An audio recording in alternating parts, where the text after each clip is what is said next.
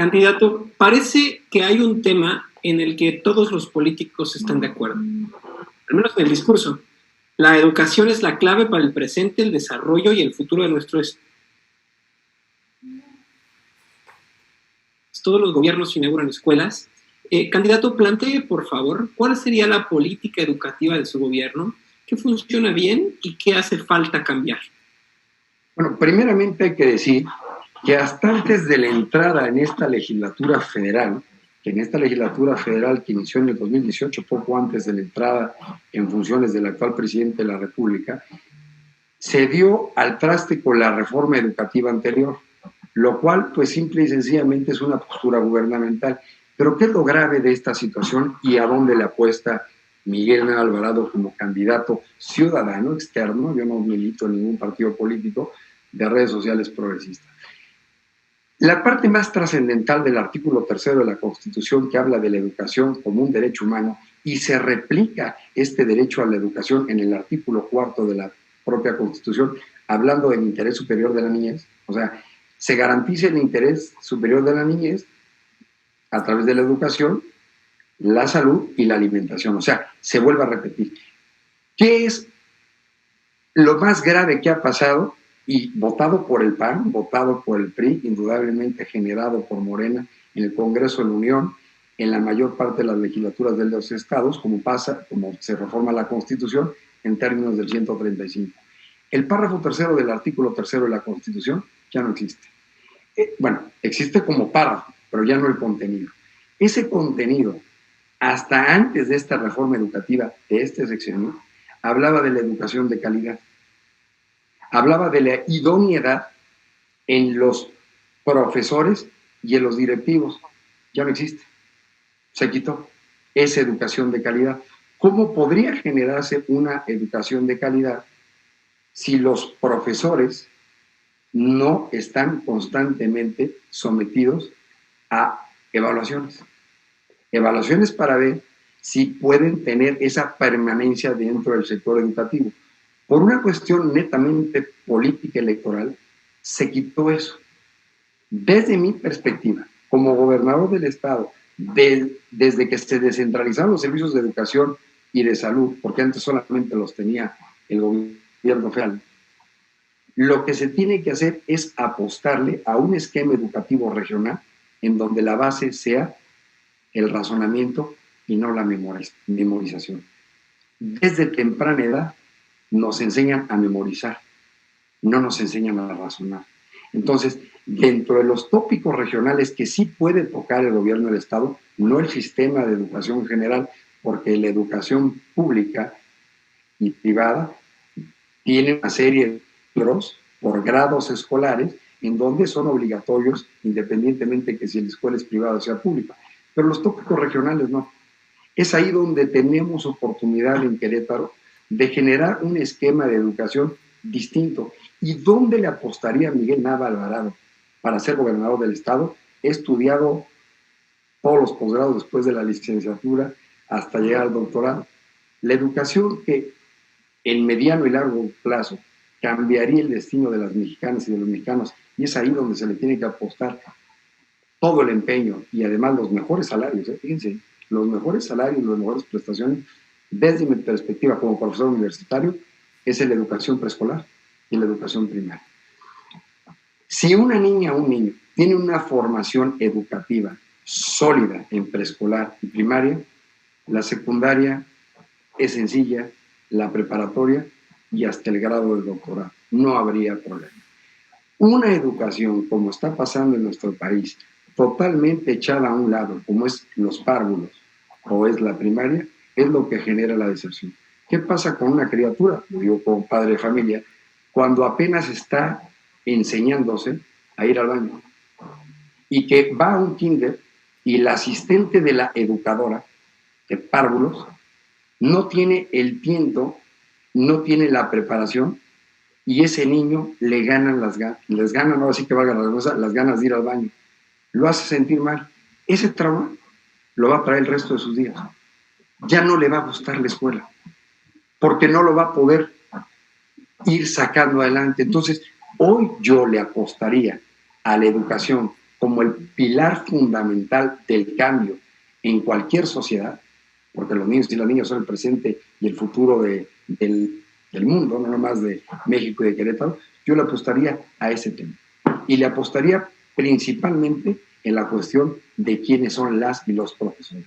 Más importante tener una profesora o un profesor muy bien calificado, especializado en preescolar y en primaria, que los que hemos dado o damos clases en posgrado o en licenciatura. Gracias, candidato. La crisis sanitaria por COVID ha expuesto lo mejor y lo peor del sistema de salud público. Por un lado, personal médico entregado y responsable, y por otro lado, instituciones que la verdad no se dan abasto. ¿Cuál es su propuesta en materia de salud para el Estado? He recorrido los 18 municipios, como lo comentábamos fuera del aire, en los primeros 15 días de campaña. Yo inicié campaña el día 4 de abril y los demás candidatos y candidatas a diputaciones locales y a presidencias municipales iniciaron el 19 de abril. O sea, los candidatos y candidatas a gobernador 60 días y los demás 45 días. En estos primeros 15 días que recorrí los 18 municipios y estuve en rancherías, estuve en negocios, estuve en municipios, estuve en distintos lugares, el tema de la salud es uno de los temas más recurrentes, porque el Estado no garantiza ese derecho humano, que es, en términos de la propia Constitución, interdependiente. El derecho a la salud se encuentra en el catálogo del artículo que tiene más derechos humanos en la Constitución, que es el artículo 4. Pero este derecho humano a la salud, como los y las estudiantes de Derecho deben saber, es un derecho humano que en términos de la propia Constitución, en el artículo primero, en el párrafo tercero, reviste uno de los pilares fundamentales. Es interdependiente con otros derechos. Si no se garantiza el derecho a la salud a cargo del Estado, ese derecho humano a la salud tiene una incidencia directa en el derecho humano a la vida, y si se acabó ese derecho humano a la vida, adiós a todos los demás derechos humanos. Yo lo que he propuesto, en vez de estar generando propuestas muy caras que solamente sirven a la capital y no a los demás municipios, es que cuando menos tiene que haber un hospital general con especialistas las 24 horas del día, los 365 días del año, fíjense bien, con servidores públicos, no pasantes, no internos de pregrado que los dejan en los hospitales a cargo de los fines de semana o los turnos nocturnos o los días festivos, estudiantes que están aprendiendo y que la norma oficial mexicana impediría que estuvieran solos en un nosocomio. Yo he propuesto la creación de hospitales en esas condiciones y por médicos y medicinas cada uno de los municipios del Querétaro.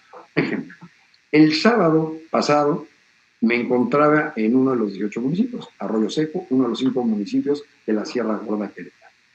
En el municipio de Arroyo Seco, la población con más habitantes no es la cabecera municipal, sino es una delegación que se llama Purísima de Arista. Pueden consultar mis redes sociales. Hice una transmisión en vivo, llegué por la noche a hacer la transmisión, abierto el centro de salud, no hay una sola guardia. Pero eso que yo viví en Arroyo Seco pasa en la mayor parte de los centros de salud y clínicas en el estado. Nos hemos dado cuenta aquí en Querétaro que este hospital general, el nuevo, el que vino a inaugurar el presidente de la República junto con el gobernador, no trabaja ni siquiera el 50% el día de hoy. Entonces, la funcionalidad del derecho humano a la salud te permite en la interdependencia de demás derechos tener una vida digna. ¿De qué te sirve tanta libertad si estás enfermo y no te puedes aliviar? Y lo digo por los niños, por las niñas, por los adultos mayores, por todas las demás personas. Mi propuesta es concreta. Que todos los habitantes de Querétaro, sin importar si son del semidesierto, de la Sierra Gorda, de Querétaro, San Juan del Río, de los 18 municipios, tengan un acceso a la salud rápido y efectivo. Gracias, candidato. Candidato, defina, por favor, ¿qué es para usted un gobierno con agenda de sostenibilidad? Más que para mí, porque a la gente le interesa saber qué haría el gobernador del estado, Esta agenda de sostenibilidad, como usted la menciona, quiere decir una agenda en donde haya equilibrio en la gobernabilidad, en la productividad, en la funcionalidad del Estado, que no está aconteciendo. Como repito, recabando las propuestas de la gente y de los lugares donde yo he visitado, no hay esta media de sostenerse un gobierno. El tema del agua, por ejemplo. Es un tema muy grave, que es un derecho humano, inclusive incorporado a la Constitución después de la reforma de 2011, en donde no hay una agenda sostenible de este derecho humano para garantizarlo a cargo del Estado. Inclusive, una de mis propuestas es la desaparición de esta Comisión Estatal del Agua, que entuba el agua de una función que originalmente está prevista en la Constitución, en el artículo 115, que habla del municipio, en concreto en la fracción 3 romana, en el inciso A, que el agua potable y el alcantarillado tienen que estar a cargo de la autoridad municipal. ¿Qué pasa hoy en esta cuestión de la sostenibilidad del agua? Pues simple y sencillamente no le llega a todos. Todos los municipios tienen agua, más o menos, pero todos carecen de agua. Entonces, para tener un gobierno sostenible es importante, repito una y otra vez, la vigencia del Estado de Derecho, donde existan condiciones de igualdad y de equidad para las y los ciudadanos. Bueno, aunque no sean ciudadanos menores de edad o si hay residentes extranjeros.